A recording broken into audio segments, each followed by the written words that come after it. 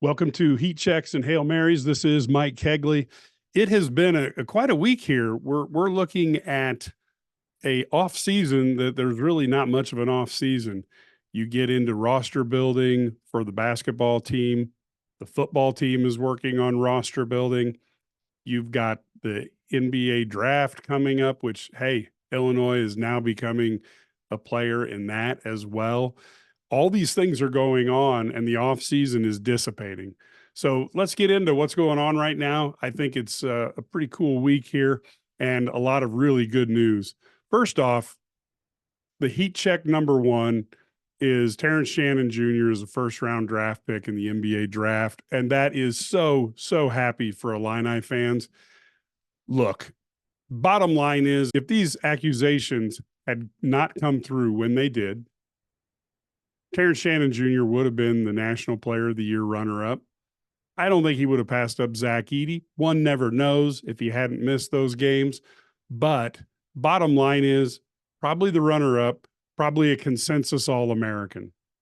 Now, people look at before these accusations, he was a lottery pick in terms of his projection.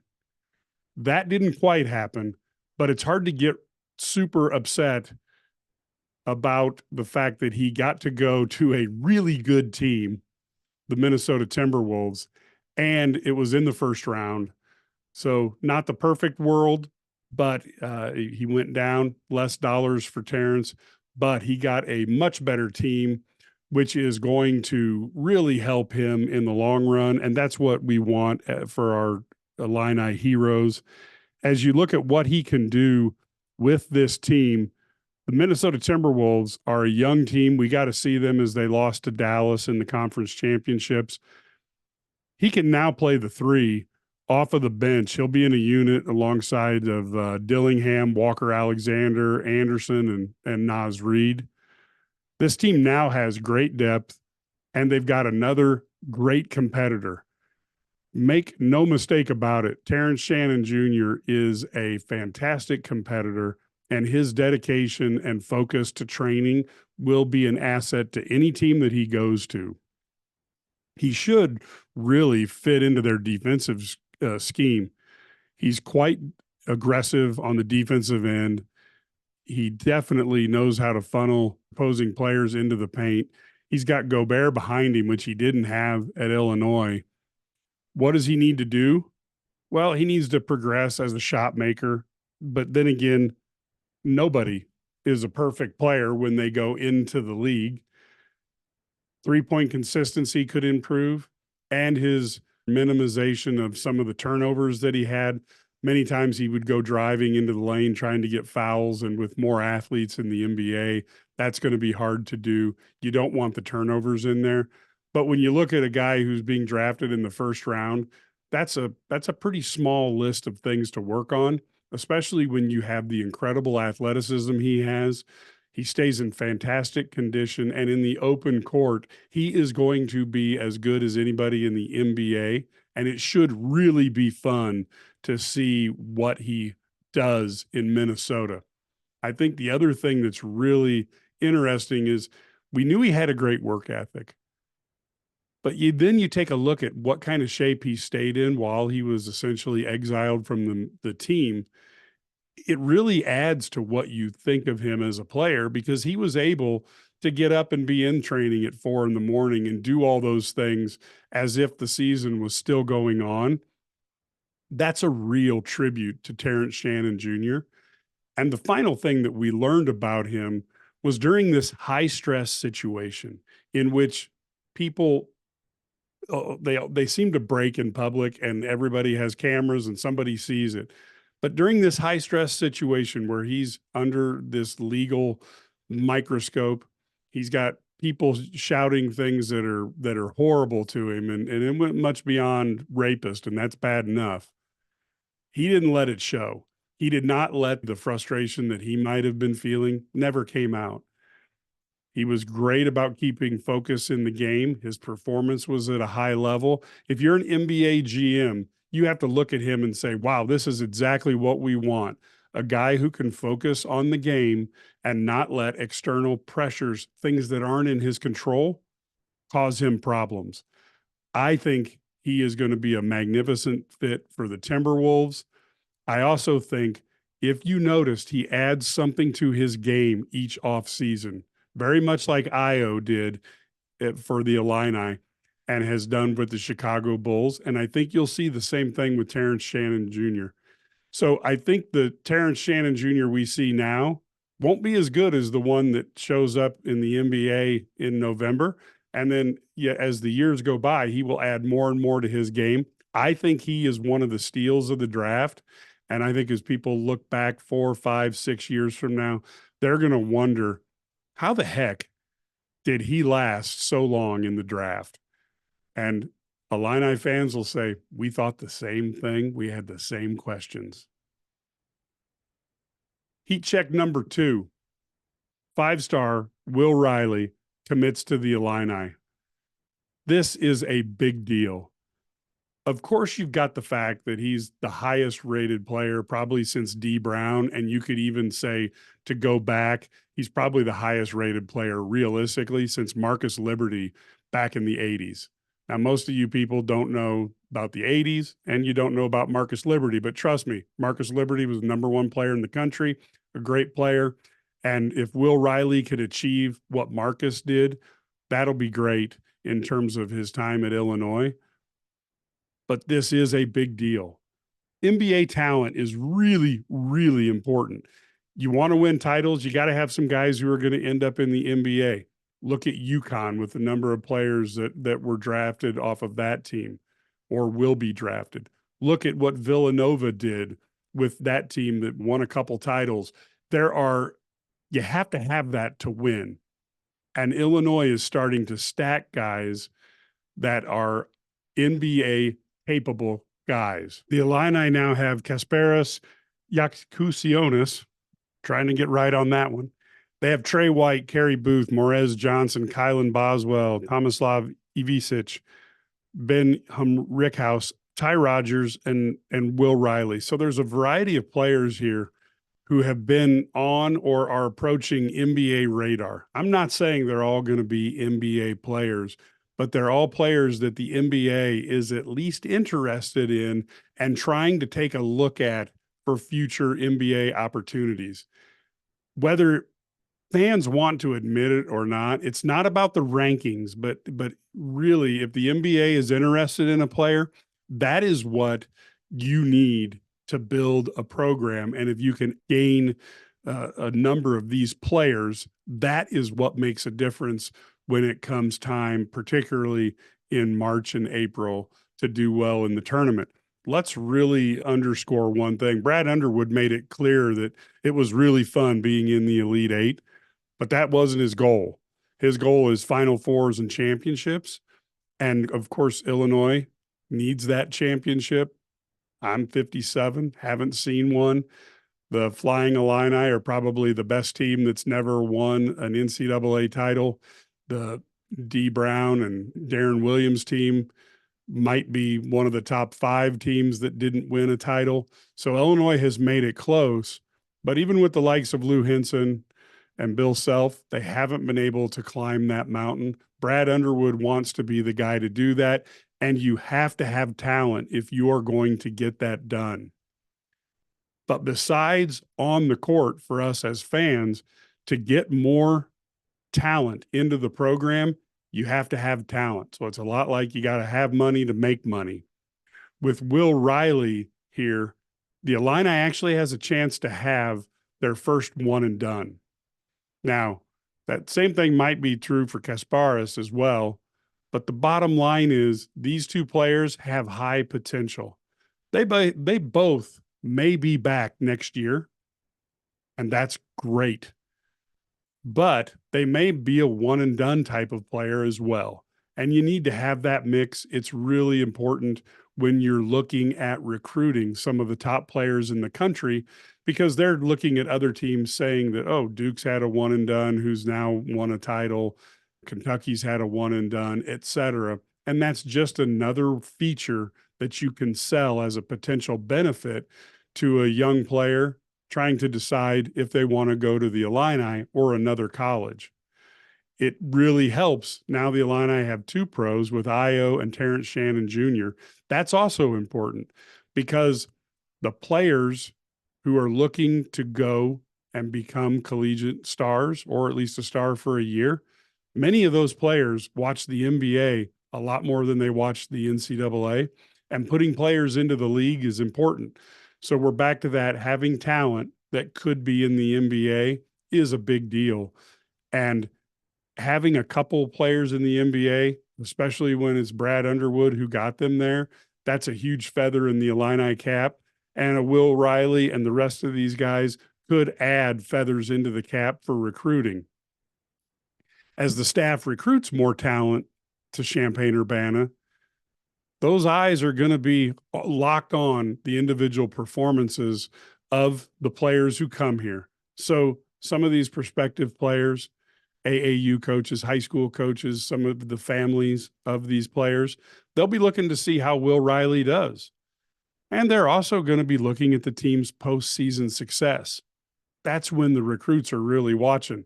They may turn away from the NBA a little bit as the playoffs are approaching to watch March Madness. That's when you want to be good. And that's when you want to develop your players to be playing well. The other thing that is really important is you have Jeremiah Fears committed. You have other star players like Jasper Johnson at least kicking the tires and looking at the Illinois program. The journey that Will Riley has is going to be looked at when they are making their decisions. So it is important how well he does. Doesn't necessarily mean he has to go pro at the end of next season, but he needs to be on a good trajectory. And the last thing, and I think this is really important, and if I had a son who was looking to go play at a major college basketball program, I would think of one thing that's in the Illini favor that almost nobody in the country can match, and that's Adam Fletcher, the Illini strength and conditioning coach. Take a look at the difference in Kylan Boswell in 1 month under Fletcher. Take a look at the development of Io during his time at Illinois, Terrence Shannon Jr. All these players who have been taught how to keep themselves in shape, how to treat their bodies, how to you turn their bodies into a money-making machine. And Adam Fletcher's ability to do that and help them that ability will pay off dividends in the future. And that is a key differentiator. So Will Riley has an opportunity, and he's got a lot of talent, and people have said, well, he needs to put on a little weight. Who better in the country would you want to do that other than Adam Fletcher? I don't think there's anybody in NCAA basketball, and that's a big deal as well. So just remember, as Will Riley comes, his progress is going to be looked at by a lot of people. Fairly, unfairly, I don't know, but he got the headlines and he will be looked at. And obviously, the journey for players that are on the team, Morez Johnson, Ty Rogers, the rest of the team, their journey is important as well. As these players get better, it makes it easier to recruit to the University of Illinois, and that is a really good thing. Biggest thing that Coach Underwood's going to have is, how the heck do I keep so many talented players happy? That's the first world type of problem that you want to have for Illinois basketball, not trying to figure out how, with two massive holes in the starting five, how are they going to finish in the Big Ten? Those days are behind us. Brad Underwood has teams now that have talent. Now it's about putting it together and getting the W's on the court, particularly in March. Now let's go to heat check number 3. Dark Matter. I talked about that TV show. For those of you who have Apple TV, you can see that on there. Fantastic show. Tell you what, though, from a sci-fi standpoint, when you get involved in multiverses and you get involved in time travel, it can get wonky because you start having so many alternatives and so many people coming in from different times or different universes that you really don't understand the background of these individual players, and you don't really empathize with these folks as characters. They're just cannon fodder for a big fight. And I thought we were going to see some massive focus on the innumerable number of alternate reality Jasons popping into this version of planet Earth. And then, of course, what's going to happen? They're going to have a massive Royal Rumble and they're going to have a fight. And we're going to see a multitude of these Jasons duking it out for the rights to be with Daniela.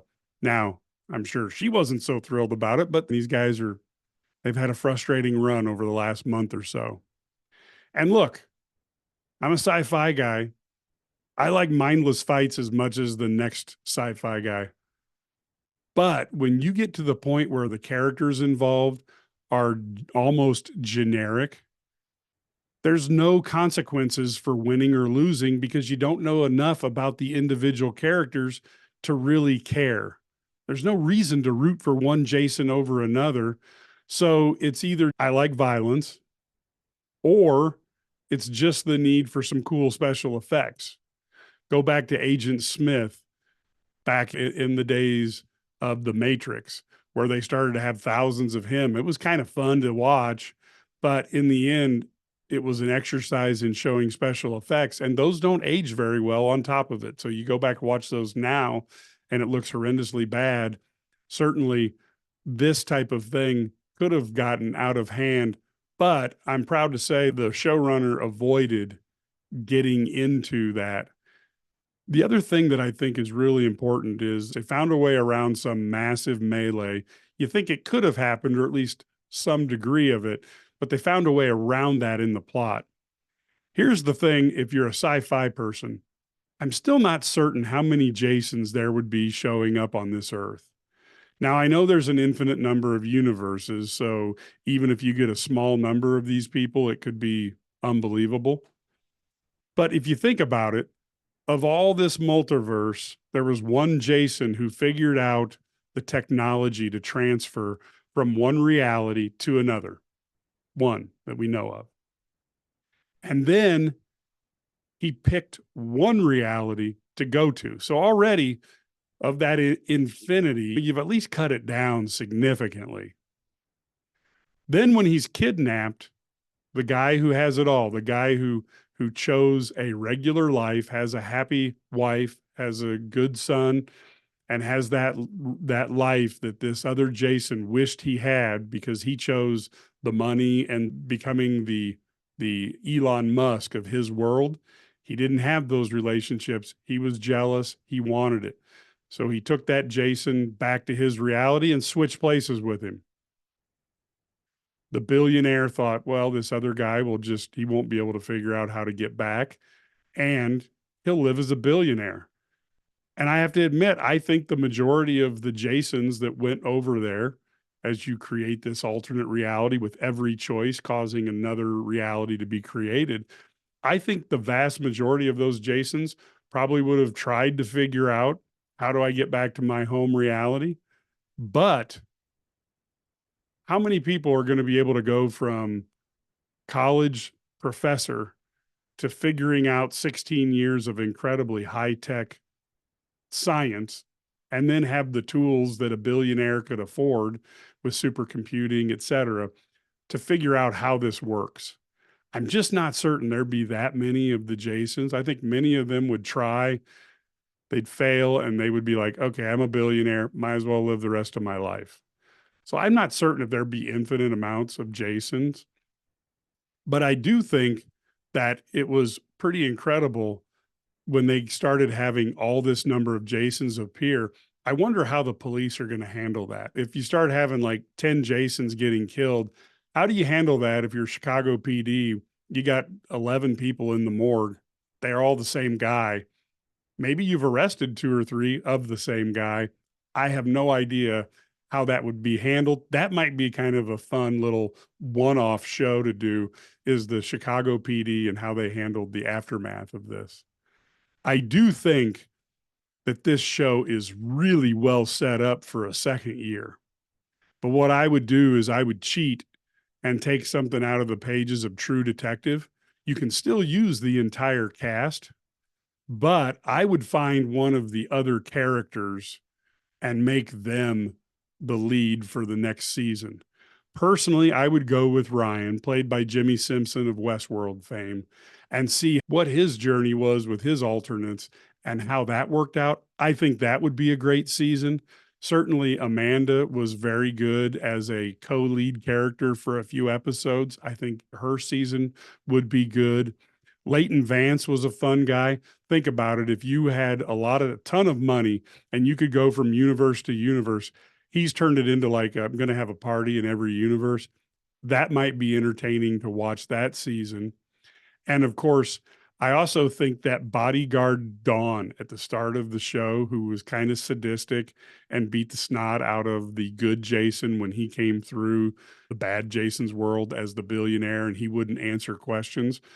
That bodyguard Dawn, having her, what would she do as she's waiting there and Jasons are coming back and coming through? How would she handle that? I think that would be a great season too. So those are the 3 heat checks for today. I hope you've enjoyed it. Of course, stay here. We will do this a couple times a week. We'll talk about Illini things. We'll talk about Big Ten. We'll talk about boxing, wrestling, whatever. We'll talk about some TV, movies. This is a great time of year with binge watching. So fun right now. And with summer movies. Can't wait till Deadpool and Wolverine. So there's a lot coming up. Thank you so much for staying here. And of course, if you can subscribe to this on your podcast purveyor, if you can subscribe to the IlliniGuys.com YouTube channel, that would be fantastic as well.